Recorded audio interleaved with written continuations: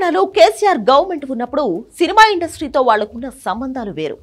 అప్పుడు ప్రతి cinema function కు కేటీఆర్ కూడా అడగగానే వచ్చేవారు. దాంతో పాటు టికెట్ రేటు విషయంలో కూడా కేసీఆర్ ప్రభుత్వం మరీ అంత కఠినంగా అయితే లేదు. ఆ తర్వాత కాంగ్రెస్ ప్రభుత్వం కూడా అలాగే ఉంది. కానీ అనుకోకుండా జరిగిన సంఘటన మొత్తాన్ని మార్చేసింది. గత డిసెంబర్లో పుష్ప 2 రిలీజ్ సమయంలో సంధ్యా థియేటర్ దగ్గర జరిగిన ఘటన 2 తెలుగు రాష్ట్రాలను ఉలిక్కి పడేలా చేసింది. ఆ ఒక్క ఇన్సిడెంట్ తో తెలంగాణ ప్రభుత్వానికి, సినిమా ఇండస్ట్రీకి చాలా గ్యాప్ వచ్చేసింది. ముఖ్యంగా ముఖ్యమంత్రి రేవంత్ రెడ్డితో కూడా సినిమా ఇండస్ట్రీ పెద్దలు ఎడమొహం పెడమొహంలా ఉన్నారు. దానికి తోడు ఇటు ముఖ్యమంత్రితో పాటు కొందరు మంత్రులు కూడా తెలుగు ఇండస్ట్రీపై కోపంగా మాట్లాడడంతో ఆ గ్యాప్ మరింత పెరిగింది.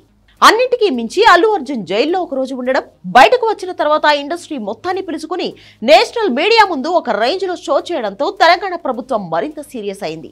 అక్కడి నుంచి పెరుగుతూ వచ్చిన గ్యాప్ టికెట్ రేట్లు పెంచుకునేది లేదు అని రేవంత్ చెప్పిన తర్వాత మరింత రచ్చను రాజేసింది. ఆ తర్వాత విడుదలైన సినిమాలకు కూడా టికెట్ రేట్లు పెంచుకునే వెసులుబాటు కల్పించలేదు రేవంత్ రెడ్డి ప్రభుత్వం. రేట్లు పెంచినా కూడా గతంలో మాదిరి అవి లేవు.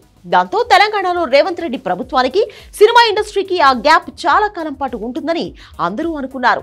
అయితే గద్దర్ అవార్డులు ప్రకటించి సినిమా వాళ్ల మనసు గెలుచుకున్నాడు రేవంత్ రెడ్డి.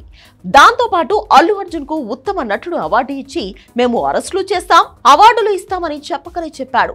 ఈ అవార్డుతో అల్లు కుటుంబం, రేవంత్ రెడ్డి మధ్య ఉన్న గ్యాప్ కాస్త క్లియర్ అయింది అనుకోవచ్చు. ఇక తాజాగా నాగార్జున కూడా తెలంగాణ ముఖ్యమంత్రి రేవంత్ రెడ్డిని కలిశారు. హైడ్రా కూల్చివేతల్లో భాగంగా నాగార్జునకు సంబంధించిన ఎన్ కన్వెన్షన్ హాల్లోని కొంత భాగాన్ని కూల్చేశారు. అప్పుడు నాగార్జున సోషల్ మీడియాలో ఓపెన్ గానే కాంగ్రెస్ ప్రభుత్వం మీద తన అసంతృప్తిని వ్యక్తం చేశారు. అయితే ఇప్పుడు అఖిల అక్కినేని పెళ్లి జూన్ 6న జరగబోతోంది. కొడుకు పెళ్లికి ముఖ్యమంత్రిని ఆహ్వానించడానికి స్వయంగా నాగ్ దంపతులు సీఎం కార్యాలయానికి వచ్చారు. ఇదంతా చూస్తుంటే దూరం పెంచుకోవడం తెలుసు, దగ్గరకు తీసుకోవడం తెలుసు అన్నట్లు ఉంది రేవంత్ రెడ్డి తీరు. ఇండస్ట్రీ మొత్తాన్ని ఏకతాటి మీదకు తీసుకొచ్చి జూన్ 14న అతిపెద్ద సినిమా పండుగ చేయబోతుంది తెలంగాణ ప్రభుత్వం. అదే గద్దర్ అవార్డ్స్. దీనికి ఇండస్ట్రీ మొత్తం హాజరు కానుందని తెలుస్తోంది. మొత్తానికి తెలుగు సినిమా ఇండస్ట్రీతో తెలంగాణ ముఖ్యమంత్రి రేవంత్ రెడ్డి తీరు ఆసక్తికరంగా మారింది ఇప్పుడు.